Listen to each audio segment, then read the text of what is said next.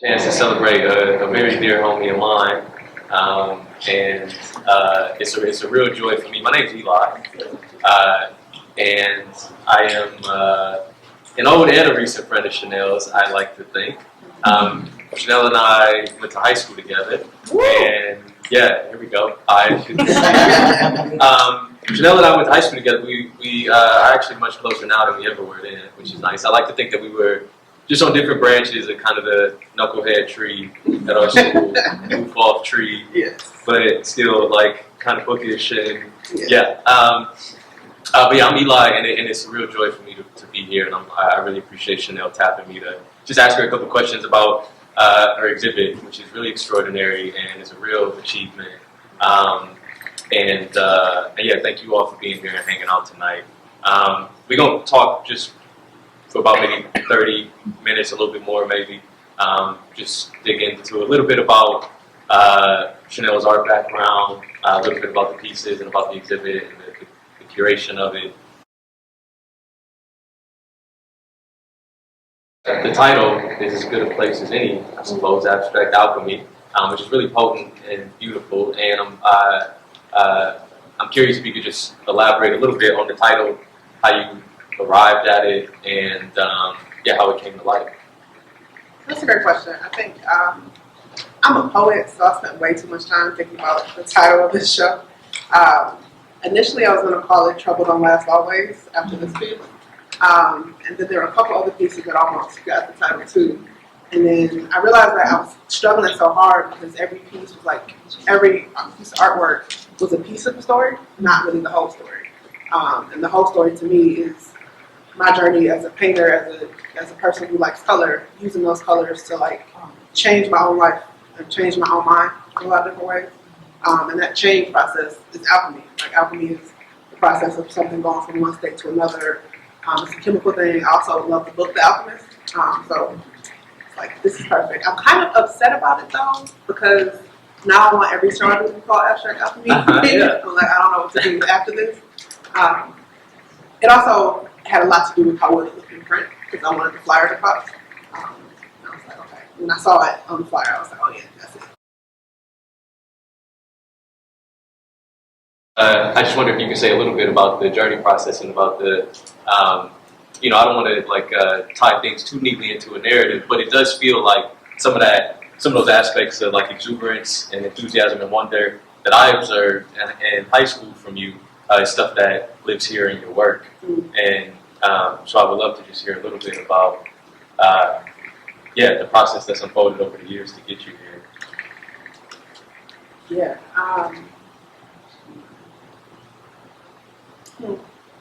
I've always been a busybody. I think my mom and grandmother can attest to that. I've always felt like it was my responsibility to enjoy my life, to make it enjoyable. But that's not always easy. And it's not always something you can do by yourself. So like I was born and raised the only child. I have a little brother now, but he's like 20 years younger than me. So for the first 20 years, it was like my responsibility to make something of these things. And I've always been painting. I need to ask my mom. I don't know. People always ask me when I started painting, and I'm like, yeah, I was tiny. My mom and grandma did a great job keeping stuff for me to do. So I've been painting my whole life, and there's always seems to be something about like translating what I observe or translating what I'm experiencing onto paper in some way. And even in high school, it was like translating the problems I'm seeing or translating like the difference between what the teachers are saying and what the students are saying into a thing that we both can come to. And I feel like in my work, I've always tried to like make it a piece that you can relate to, even if you didn't share every identity with me. You know, even if you didn't have every experience, you don't know every reference I'm making, there's still something about it that like your eyes and your soul are like, yeah, I've seen that before. Yeah, I feel that. And then I think, you know, once I got out of high school, like college and grad school, that's really when I was like, I took off the pressure of myself of trying to translate it by myself, and trying to understand and teach myself by myself. And as I started just engaging with like community, other artists, it just unfolded as like, oh, I don't have to already be good at it. This piece that actually doesn't have to be good. I need to just make a piece, you know. And I remember painting a lot when I was in college, as an engineer, stuff has to be right. Like, you can't, ain't no little, I mean, that's partial credit, but, like, not really, because it feels, so painting for me was a place of, like, let's let it be wrong for a minute, and as I started talking to people, as I was engaging with people, it would get better, and it would get better, and every piece I made, I hated less and less. Every piece I made, I was less embarrassed of, and even this show, like, there was a whole moment of, like, I don't know if people really gonna be picking up when I put it down, because these ain't portraits, these ain't landscapes. There are some words involved, but not really. And I kind of just have to be like, okay, we'll see. Like, even the show itself, I think, is like a experiment in that.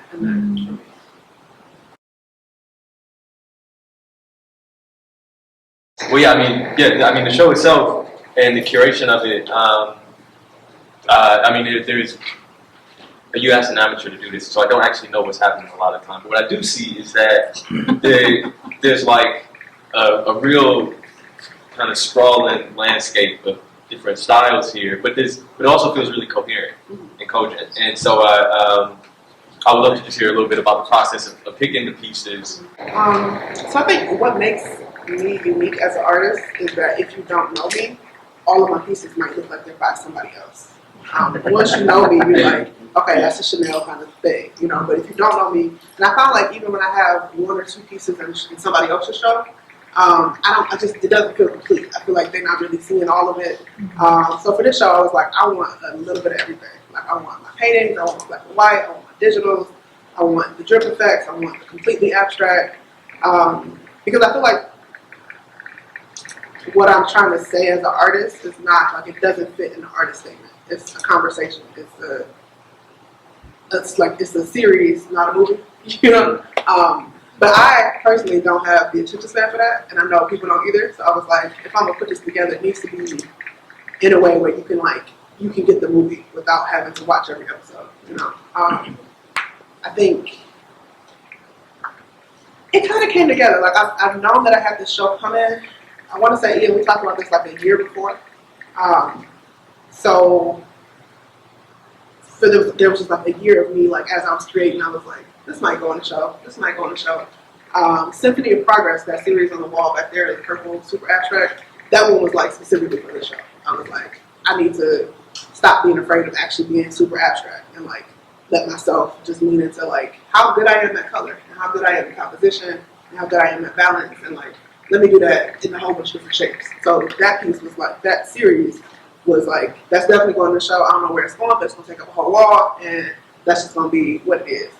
Other pieces, like the digital artwork, that happens sporadically. I haven't created a lot of digital artwork recently, but there are, I want to say, at least 10 or 12 pieces in the show that I do on my iPad and then got printed out onto canvas.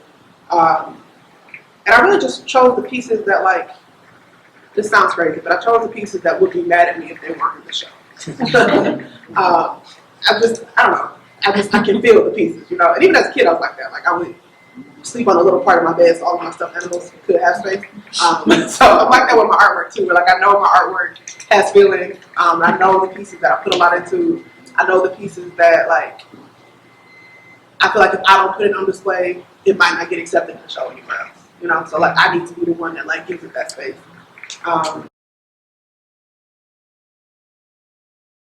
What sources of inspiration are you pulling from? What kind of reservoir of community input, like community inspiration, like where does stuff like that factor into your work? You talked about art and artists reflecting the time, so I would love to just hear a little bit about how you think about collaboration and like the role that community plays in your work. Yeah, I think, recently I heard an artist say that no self-taught artist is truly self-taught because everything you observe teaches you. And I feel like that's the case for me. Like, I took a painting class when I was in engineering school. I think I got like a C. Like, I didn't do well. I did not enjoy it. So a lot of my skill has been by practice, but also by engaging with other people. In particular, it's not necessarily like, I think I learned a lot from the other artists I'm in community with, and I'm grateful and lucky enough to be a part of the Detroit art scene, the Detroit Fine Arts Breakfast Club. So there's like literally millions of amazing techniques and people I can engage with. But more so, I think what inspires me is watching people in community do what they do and how they do it. Either the discipline, the lack thereof, the attention, the lack thereof, the presence, the lack thereof, like all of that gives me another way to engage with my artwork. And I think it gives me a freedom too to like determine what this life is gonna feel like for me as I'm doing these things. So, you know, a lot of my inspiration comes from like the Joy Project. I don't know if you're familiar with them, but it's like a urban farm that my homie started. And look, the way that they set that up, the way that they make it available, the way that they get resources, the way that they deny resources, they don't want to be other people's stuff. Like that energy is inspirational for me. Poetry inspires me a lot. Like the way people talk, how they talk about it, the flow of it kind of gets me an energy to want to pick up a paper sometimes. And then of course, you know, just straight up watching people paint and stuff is great too. But like, it's more so, I think, you know, at my core, I'm probably a sociologist. And I think watching people engage with other people and engage with themselves, that's what makes me want to create something else. My favorites are definitely 1619. That's the biggest piece I've ever done. It's up in the corner. That piece is actually like a abstract timeline of America and how much death and destruction has happened, but also how much possibility can come out of that. So that was one of the most like intentional pieces I've done. And it very much connected with me. Like, 'cause I'm very much like a social justice activist, but usually my pieces only get at like one part of an issue, one part of the thing. Whereas with that one, I was like, what happens if I try to remake the flag? Like, what does America feel like for me? And that's really like a combination of the 1619 project and Juneteenth. So that was one of my favorite pieces to make. It means the most to me. I'm like slightly terrified to sell it because I don't know how I feel energetically when I'm not like still in ownership of it. I really love Trouble Don't Last Always. This was like an evolution of the drips that happened in 1619, but with a little bit more like esoteric, existential kind of feeling. This I let myself get into texture. I let myself get into like symbols. I had like this symbol, I think it's Wale, I can't pronounce it. Somebody knows. This symbol, it means the wisdom of God. And I had that 3D printed and then printed in silver. It has some other like indigo symbols throughout. And for me, especially as the show is coming together, like the last year of my life has been amazing, but it also has had like a lot of ups and downs. I graduated school, started working full time. That was stressful. Got laid off. Like it was just been like this. But what I realized is that it's just going to be like that, you know. And there's a perspective of kind of letting those ripples happen and staying focused on like what the good is. So that's my favorite piece. I told you I'm already sad that one sold, but it's going to a really cool guy, and I think I'll be able to like, you know, he'd invite me over for dinner and we'll see it again. And then what would be my third? I love Taste and See and the Ancestors. But after those two, it's hard to choose. All of them start screaming at me if I try to choose. Yeah. Okay. You said drip effects, and I have just been stuck there ever since, unfortunately. Can you say a little bit about translating the work into wardrobe and the shoes, and yeah, just like what that process is like, and choosing which pieces will come to life in those ways? What's crazy was I wasn't going to put the shoes in the show until the opening reception. Like, they weren't in here at first. And I was getting ready for the opening reception, and the shoes was just like, you just gonna leave me here, bro? Like, you got, you know, there are prints of me there. For me, one of my biggest inspirations artistically is a friend of mine, King Chloe Cat, and she's also an artist.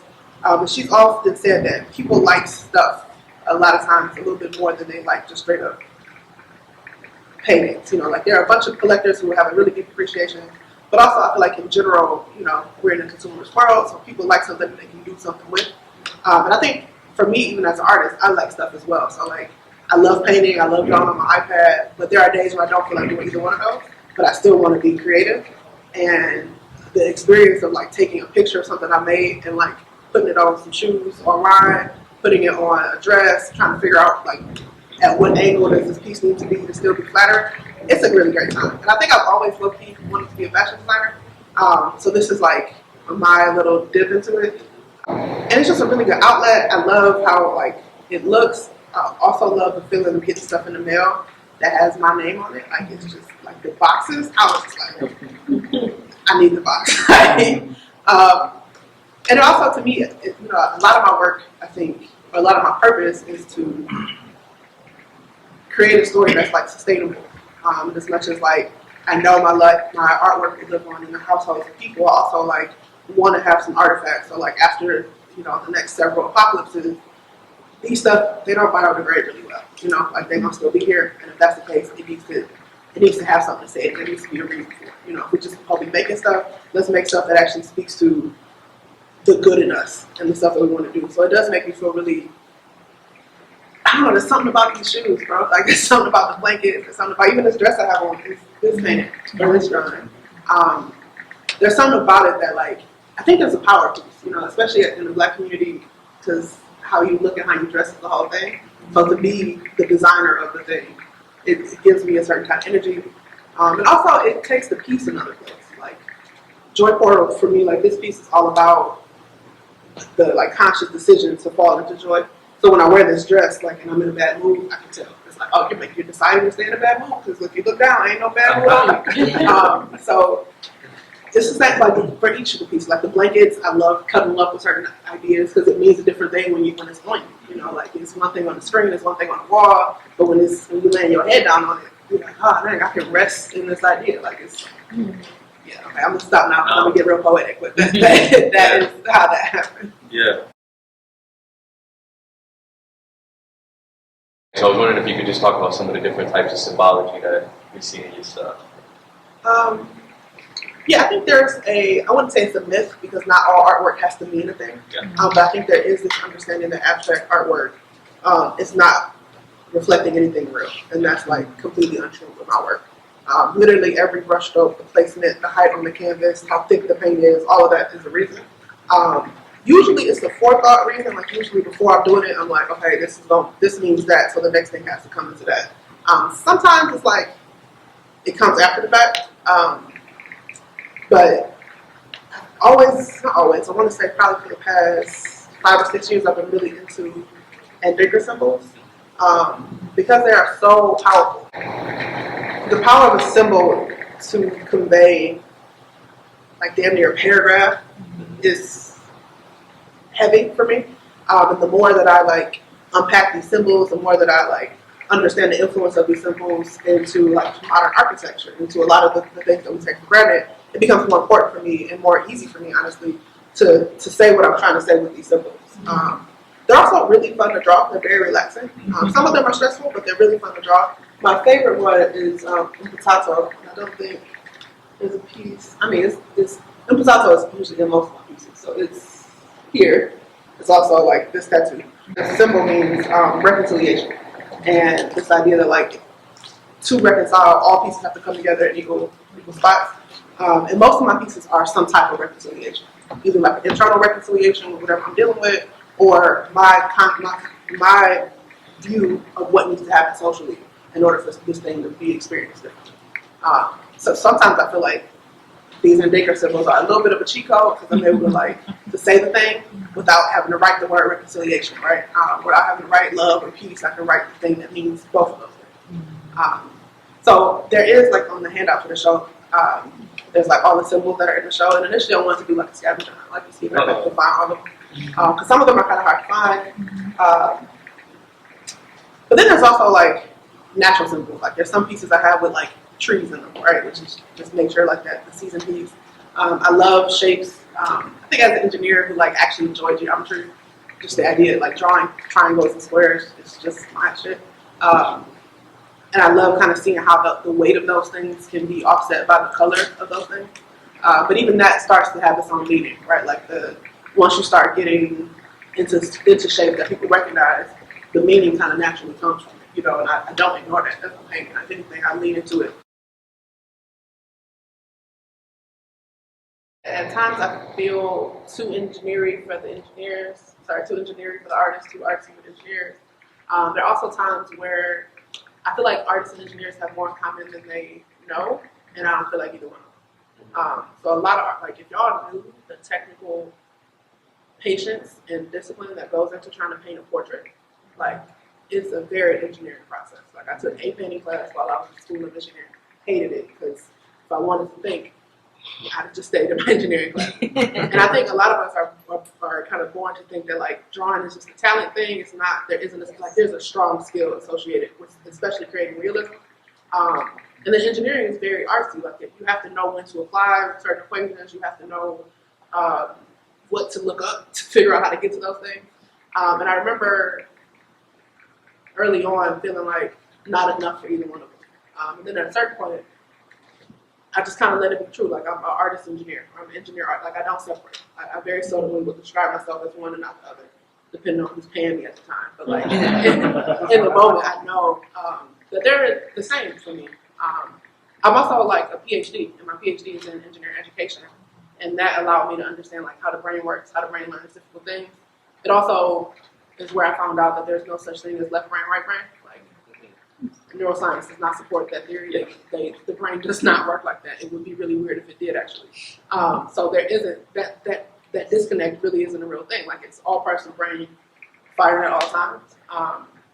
And I think I've recently come to accept the fact that for me, what brings me joy, what brings me purpose, and what also is most useful to my community is if I change as I change. Because what our needs are depends on who's president at the time, depends on what the economy is doing, depends on what the environment is doing. And it's my job to have as many skill sets as possible so that as those needs change, I can meet those. And I think, the artist's job is to reflect the signs, the engineer's job is to solve the problems, and I feel like I'm doing a little bit of both sometimes. And sometimes I give myself space to not do either. Because I do feel like sometimes when you're too smart or too talented, you feel like you're obligated to impact the world in some really big way. And that's some, talented to W.E. Du Bois stuff, and even he said that wasn't real after he wrote it. So I think, it's a lot of me giving myself freedom and space to be like, what need do I actually feel called to address? Is it internal need? Is it external? And then what rest do I need? What resources do I need to be able to keep doing that in a sustainable way?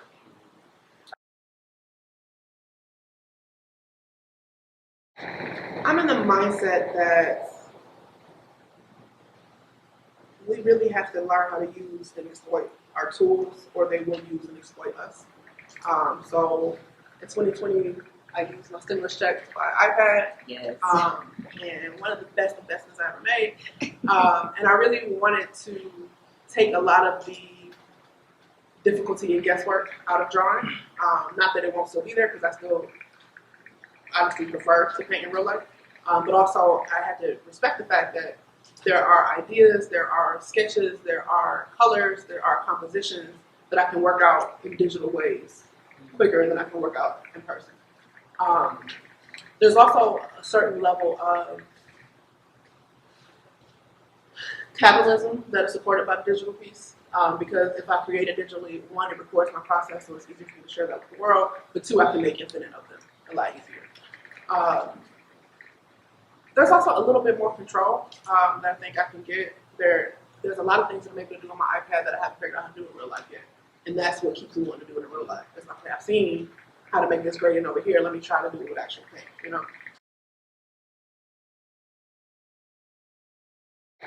The AI piece is another tool that I feel like is here.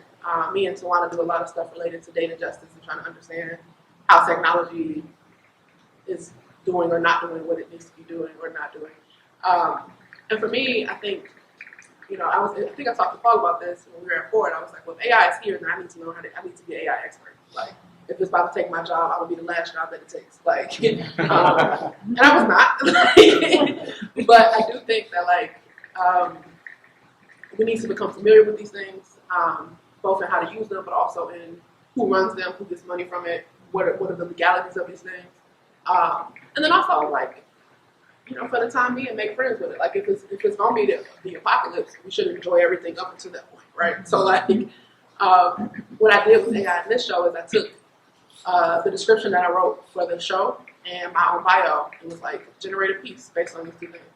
And those are the two pieces that I came up with. And I was like, AI, you get me. Like, I feel it. And one of them I liked so much that it became the cover of the lookbook for the show, Abstract Alchemy. Oh, yeah. You ready? And I think AI is complicated. I think there still are many things we need to figure out. I think there are a lot of issues with paying creatives and making sure those things work out. But I know the answer is not to avoid, not to ignore. And unfortunately, you can't really boycott. Like, you can, but that really just creates an exclusion, So it's like, if we want to do a boycott, we need to do that in a very massive kind of way.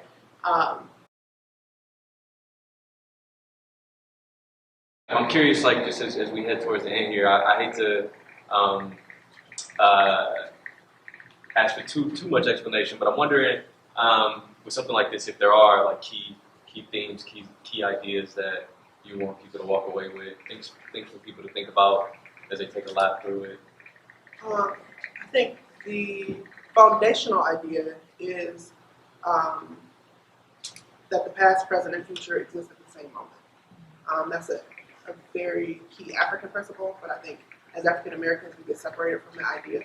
And I think if we consider ourselves as past, present, and future, we make decisions differently, we engage differently, we communicate differently, we heal differently. And I think a lot of my work is pulling on stuff from the past, thinking about what the future looks like, and thinking about what it means for me right now. So I think that's the foundational piece.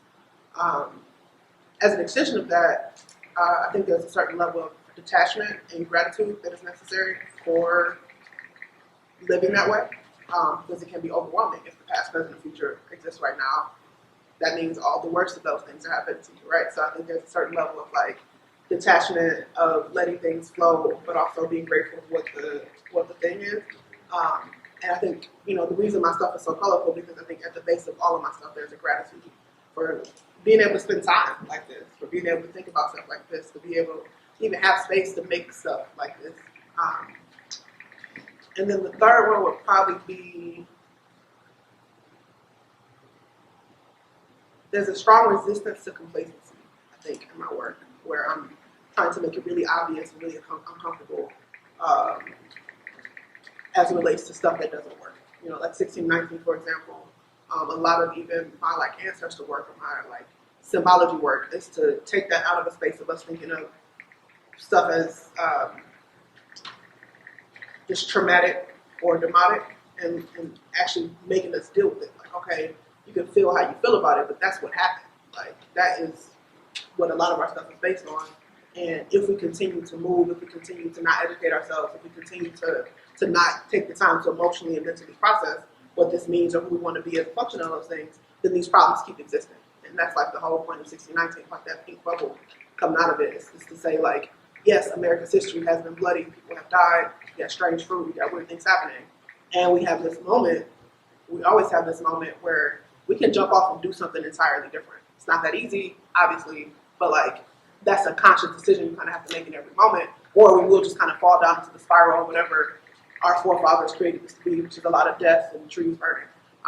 So I think that's the last piece, which is this strong, just resistance to complacency, and that's a lot of the reason why I wanted the show here, because I feel like this gallery is a place for those kind of messages. I don't know if y'all know about Sports and Plowshares, but they have political art meetups. This is not a typical gallery to just show stuff sometimes. This is a pretty socially engaged kind of space. That's it for our part of it. I want to thank you again and thank all of y'all for coming through and hanging out. Yeah, I ain't gonna do that.